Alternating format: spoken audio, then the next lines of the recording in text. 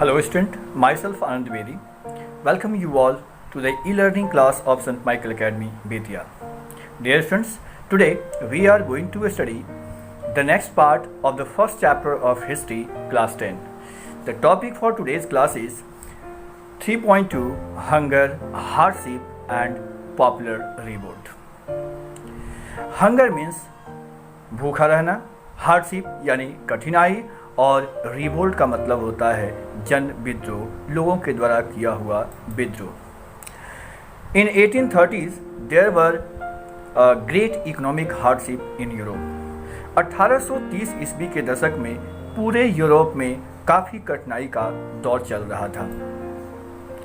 The first half of 19th century saw an enormous increase in the population all over Europe.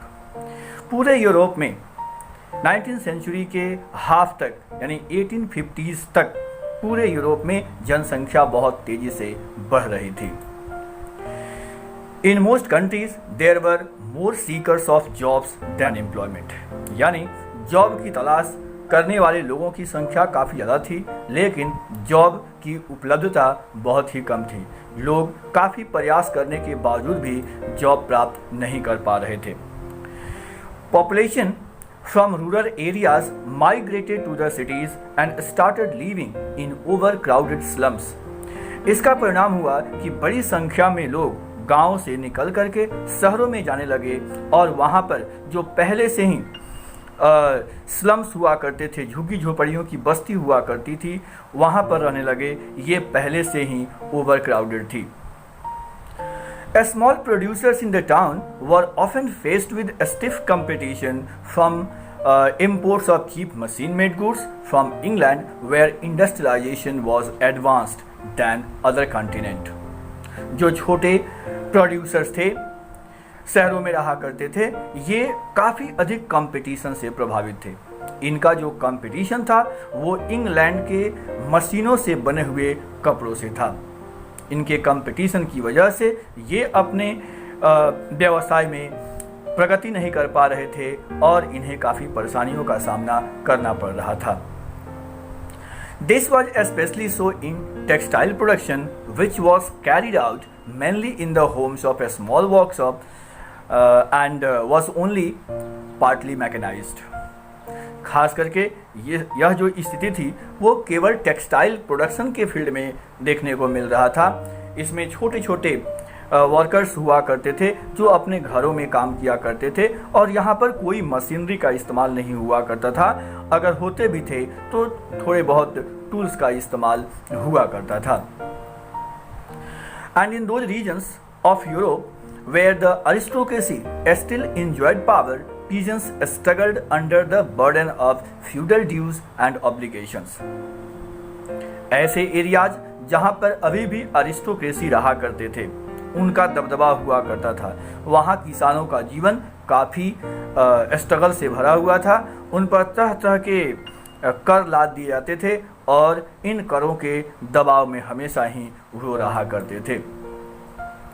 The rise of food price or a year of bad harvest led to widespread pauperism in the town and country.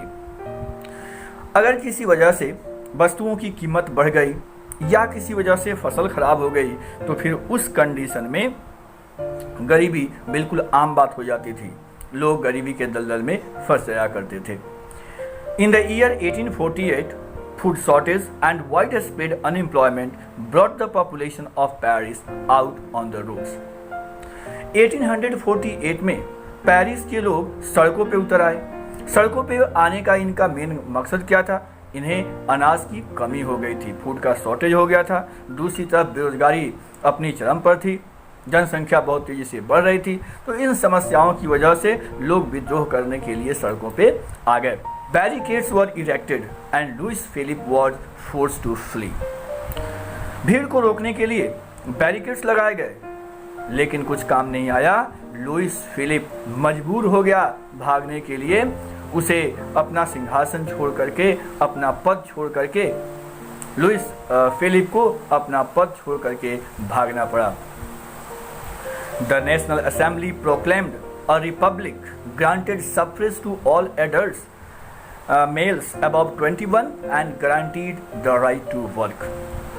National assembly ने Republic declare कर दिया और जो भी adult थे, जो mails थे, ध्यान रखने वाली बात है कि यहाँ पर भी महिलाओं को किसी भी प्रकार की वोटिंग राइट्स नहीं दी गई। तो ओनली मेल्स ऑफ 21 और above were granted voting rights. सिर्फ वोटिंग राइट्स ही नहीं मिले, इसके साथ साथ उन्हें राइट टू वर्क भी प्रोवाइड किया गया। National workshops to provide employment were set up. राष्ट्रीय लेवल पर ऐसी संस्थाओं को स्थापित किया गया जो लोगों को गारंटीड जॉब प्रोवाइड कर सके। बहुत सारी फैक्ट्रियां लगाई गई, बहुत सारे वर्कशॉप लगाए गए। Earlier in 1845 weavers in Silesia had led a revolt against contractors who supplied them raw materials and gave them orders for finished textiles but drastically reduced their payments. 1845 के शुरुआत में ही सिलेसिया में भी इस तरह के विद्रोह देखने को मिले। सिलेसिया के लोगों का विद्रोह उन लोगों के प्रति था जो सप्लायर्स हुआ करते थे, रॉ मटेरियल सप्लाई करते थे और रेडीमेड्स गुड्स को वो कलेक्ट करते थे, एडवांस दिया करते थे। लेकिन इनकी शिकायत ये थी कि ये लोग बहुत ही कम कीमत दिया करते थे, इतनी कम कीमत जिससे ये अपना सर्वाइवल भी इंश्योर न कर सकें। The journalist Wilhelm Wolff described the events in Silesia as follows. एक जर्नलिस्ट थे जिनका नाम था विल्हेम वोल्फ। उन्होंने विद्रोह की इस घटना को अपने शब्दों में डिस्क्राइब किया है। उन्होंने क्या कहा था उसको हम अब रीड करते हैं। In these villages cotton weaving is the most wide spread occupation. Wilhelm Wolff कहते हैं कि इस गांव में जहां पर विद्रोह हुआ था, जो मेन ऑक्यूपेशंस था लोगों का, वो कॉटन की बुनाई करना था। The misery of workers is extreme. Workers की जो कठिनाई थी वो काफ़ी ज़्यादा थी, हालांकि इनकी संख्या 18,000 थी। The most desperate need for jobs has been taken advantage by the contractors to reduce the prices of the goods they order. अब कंट्रैक्टर्स ने देखा कि काफ़ी अधिक मात्रा में बेरोजगारी फैली हुई है, तो आप जानते हैं जब बेरोजगारी अधिक होती है तो लोग कम पैसे में काम करने के लिए मजबूर हो जाते हैं। तो ये सिचुएशन यहाँ देखने को मिला और इसी का लाभ कंट्रैक्टर्स उठाना चाहे और उन लोगों ने मजदूरी को काफ़ी हद तक कम कर दिया। इसलिए जो सप्लाई हुआ करता था उसके जो प्राइस थे वो बहुत ही कम कर दिए। On 4th June at 2 PM a large crowd of weavers emerged from the homes and marched in the Paris up to the mansion of their contractors demanding high wages. 4 जून को 2 बजे बड़ी संख्या में वीवर्स की एक भीड़ अपने घरों से निकली और पेरिस में इन्होंने मार्च किया और जो कॉन्ट्रैक्टर्स थे उनके घरों तक ये पहुंच गए, डिमांड करने लगे कि उन्हें और अधिक मजदूरी दी जाए। They were treated with escort and threats alternately. और इन लोगों के साथ बहुत बुरा बर्ताव भी किया गया, उनके साथ पिटाई भी की गई, उनके साथ बहुत जातियाँ भी की गई। Following this, a group of them forced their way into the house, smashed its elegant window panes and furniture, porcelain.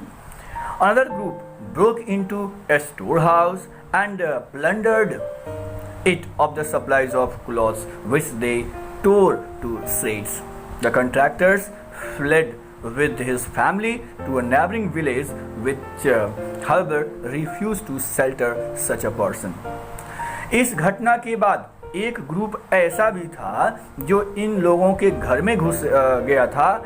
इसने जो एलिगेंट विंडो पैन्स थे सबको तितर बितर कर दिया, फर्नीचर तोड़ डाले, जो स्टोर हाउसेस थे उसे भी लोग तोड़ करके उसमें घुस गए, जो भी सप्लाई के कपड़े वहाँ रखे गए थे उन सबको फाड़ दिया और उन्हें पतले पतले चीट्स में बदल दिया और कंट्रैक्टर्स को इस सिचुएशन को देख करके वहाँ से भागना पड़ा। कंट्रैक्टर्स अपने परिवार के साथ नेबरिंग विलेज की ओर भाग गए। हालांकि कहा जाता है कि नेबर्स के लोग भी ऐसे लोगों को शरण देने के स्थिति में नहीं थे, वे नहीं चाहते थे कि इन्हें रखें। He returned 24 hours later having requisitioned the army. फिर ये 24 आवर्स में वापस ये आए, लेकिन इस बार वो आर्मी के साथ आए, आर्मी को ले करके आए। And in the exchange that followed, फिर जो यहाँ पर होता है 11 वीवर्स वर शॉट, यानी 11 वीवर्स की गोली मारकर हत्या कर दी गई। तो आज की क्लास के लिए बस इतना ही। फिर मिलते हैं इस चैप्टर के अगले अंक के साथ। Thank you very much.